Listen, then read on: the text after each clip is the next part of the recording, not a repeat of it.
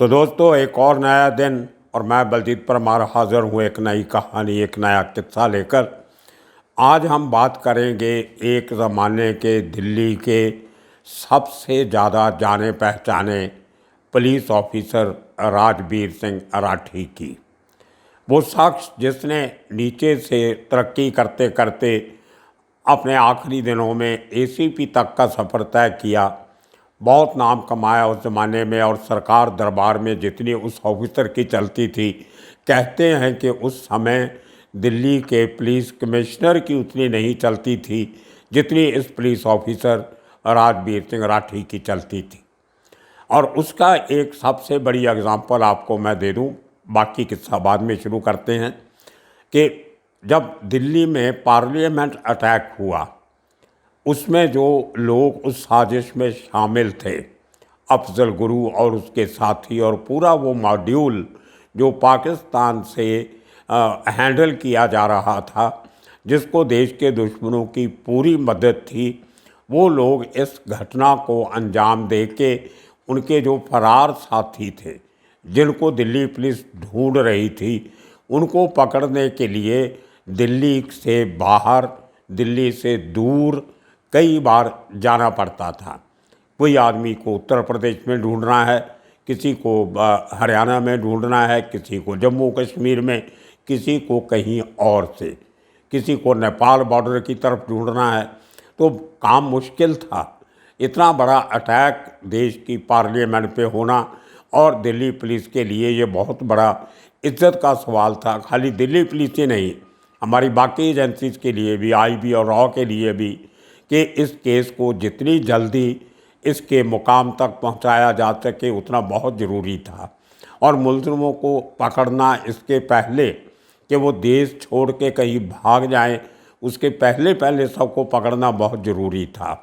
और आप देखिए राजबीर सिंह की कितनी चलती होगी कि उन दिनों में दिल्ली से बाहर जब कभी भी राजबीर को जाना पड़ता था इन्वेस्टिगेशन के लिए, खाली इस केस के लिए, उसको एक स्पेशल हेलीकॉप्टर प्रोवाइड किया जाता था। ये बात बहुत से लोगों को नहीं मालूम होगी। लाल कृष्ण आडवाणी उस समय होम मिनिस्टर हुआ करते थे।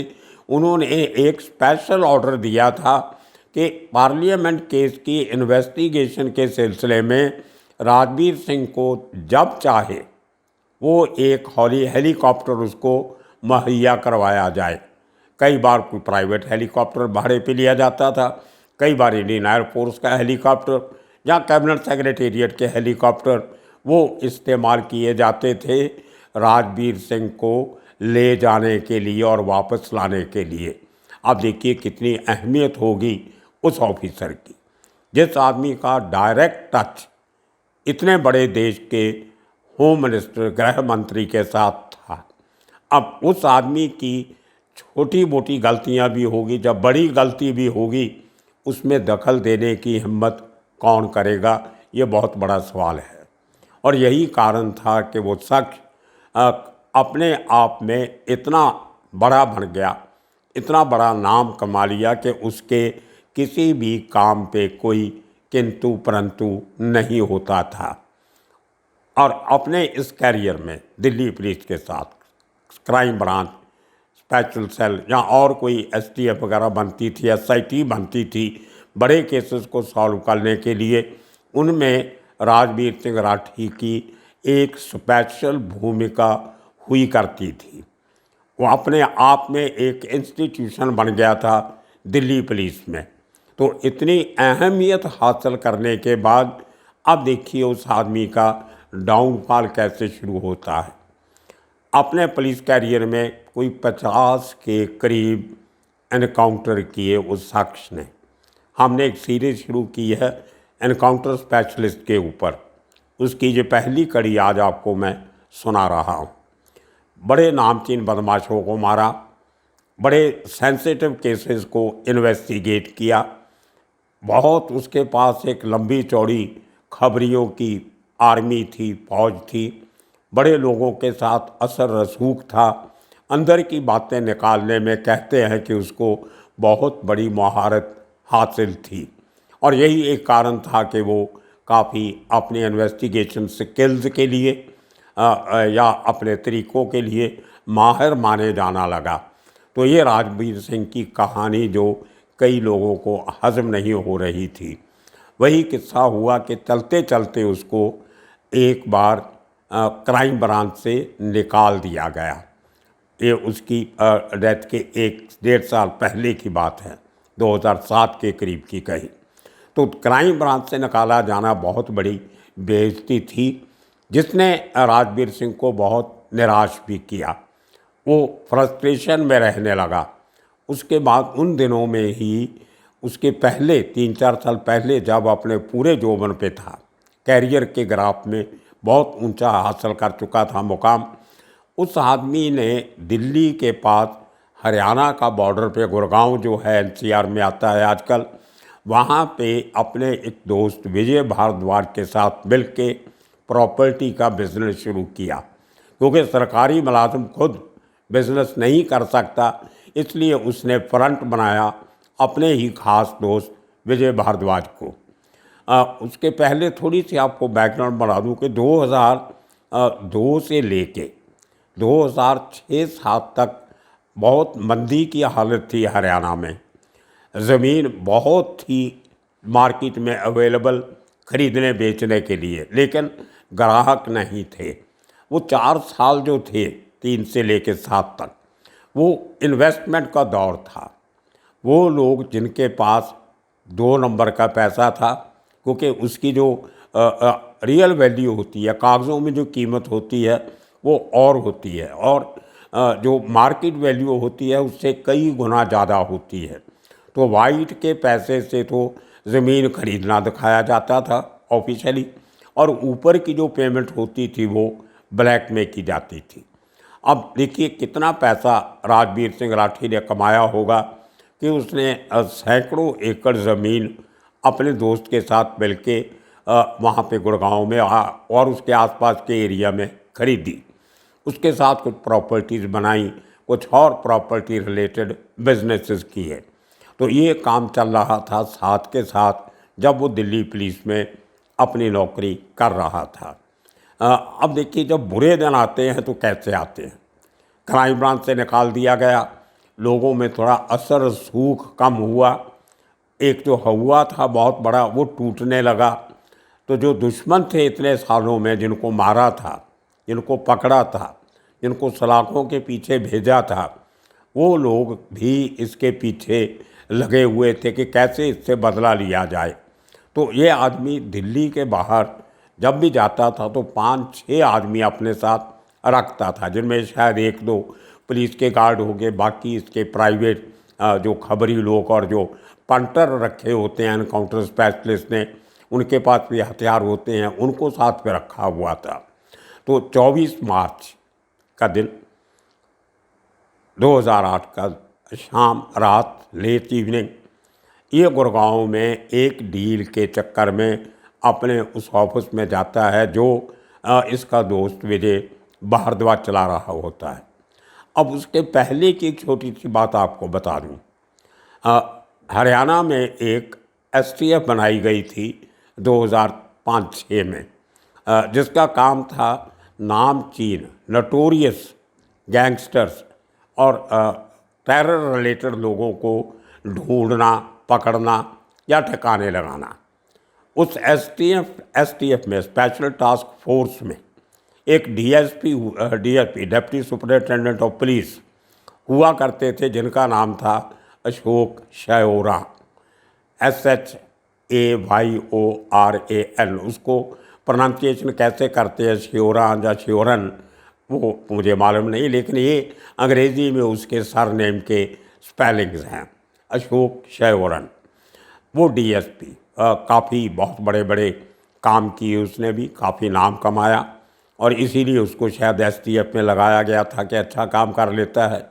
2007 के करीब एक उजाड़ किस्म की जगह पे, जो ज़्यादा पॉपुलेटेड नहीं थी, वहाँ पे कुछ, इनका पुलिस का वर्शन है कि कुछ कुख्यात बदमाशों को पकड़ने के लिए एसटीएफ एक रेड करती है रात को।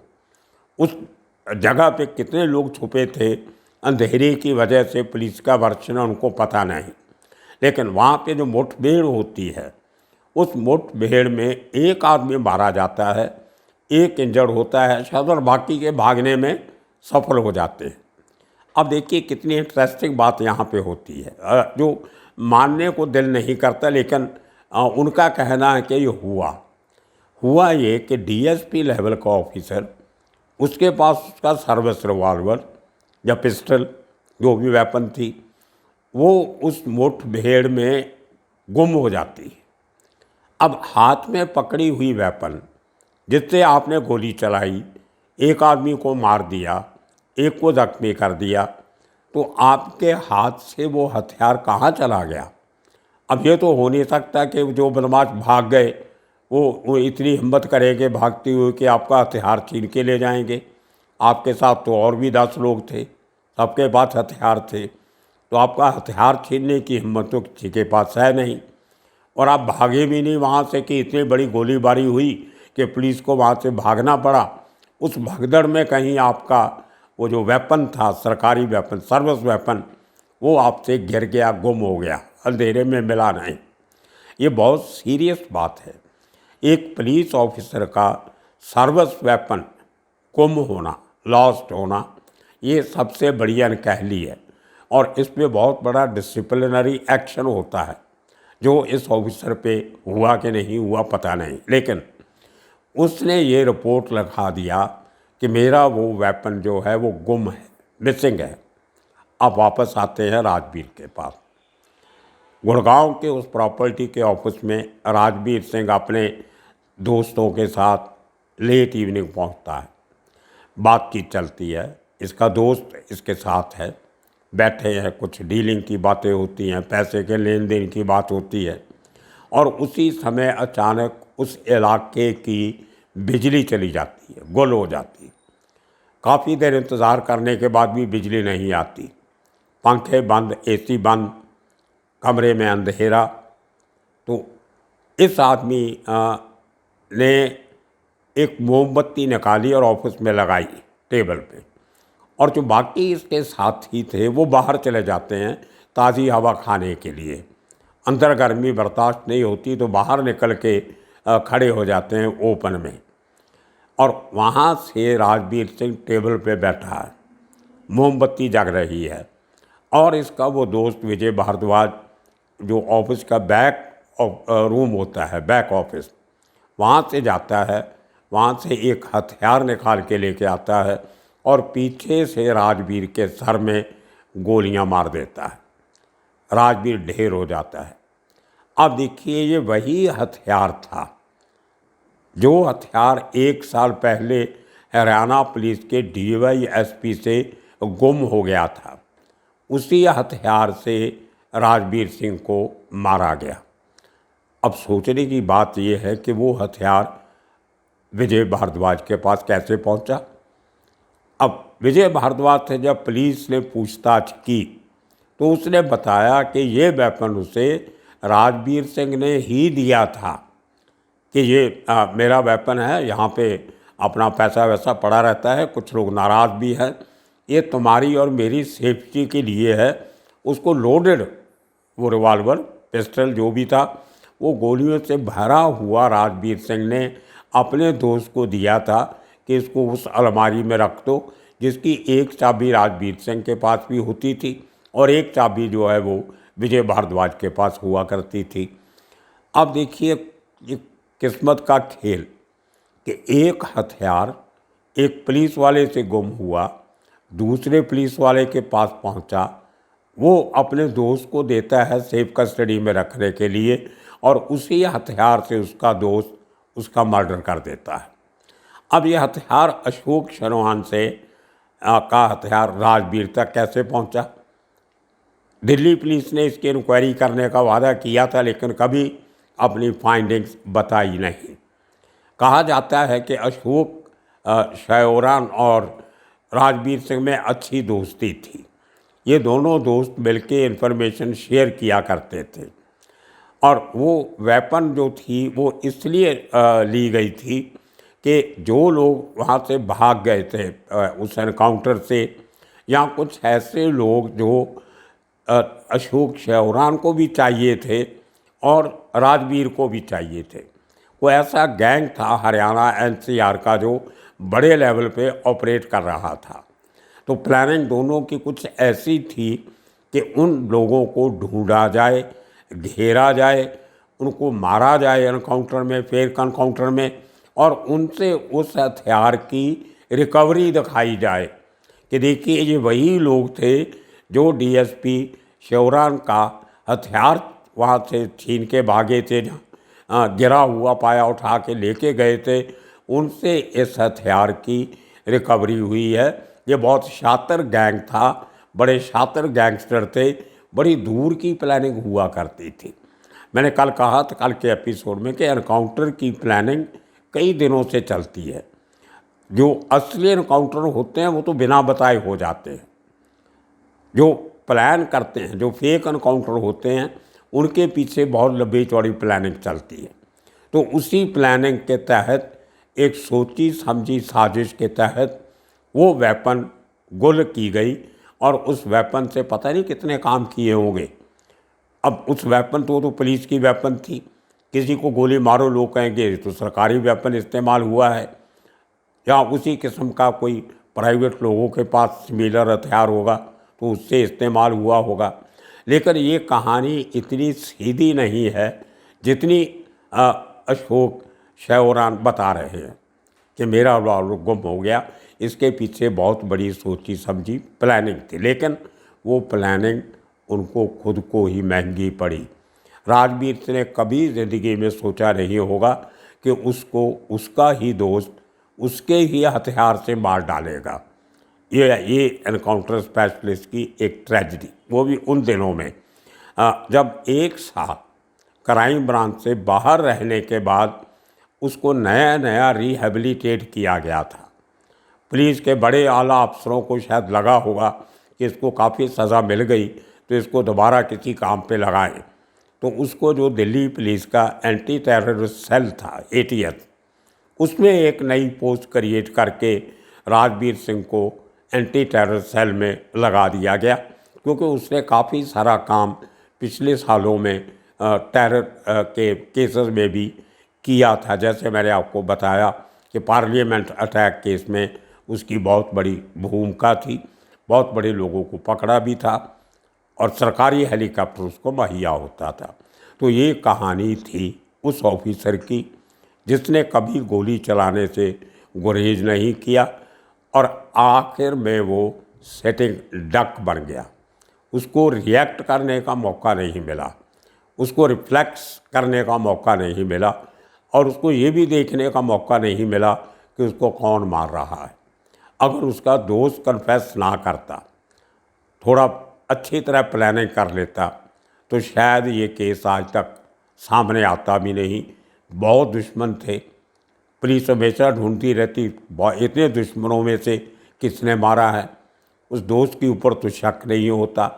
शायद ये भी कारण हो सकता है कि जो उसके साथ दोस्त थे वो बाहर खड़े थे, वो इस बात के गवाह थे कि अंदर और कोई नहीं गया, हम बाहर खड़े थे, तो इसको मारा है तो अंदर के आदमी ने ही मारा है। लेकिन उस दोस्त ने भागने की कोशिश नहीं की, उसने सरेंडर किया और अभी पूरी उम्र कैद काट के उस केस में वो बाहर आ चुका है और अपना काम धंधा फिर से कर रहा है। तो ये कहानी थी दिल्ली के सबसे बड़े इनकाउंटर स्पेशलिस्ट राजवीर सिंह राठी की। आने वाले दिनों में और किस्से कहानियाँ लेके फिर हाजिर होंगे। तब तक के लिए आप सबका शुक्रिया, धन्यवाद।